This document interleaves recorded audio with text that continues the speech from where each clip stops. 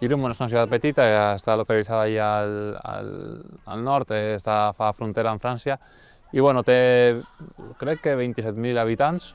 És un poble que no arriba com a Formentera, però bueno, és una pinga parescut. M'agrada molt viure a Formentera. Jo sempre he dit que Formentera és un lloc pels que som de fora, o te atrapa o le coges un poquito de manía, no? Jo hem viscut amb companys de futbol que sempre venen 10 o 15 nous cada any, però bé, molts dels que marxen després volen venir una altra vegada aquí. Formentera és una illa molt petita, molt acollidora, i jo fa 10 anys que vaig arribar aquí i sempre m'he sentit molt estimat, molt ben cuidat, molt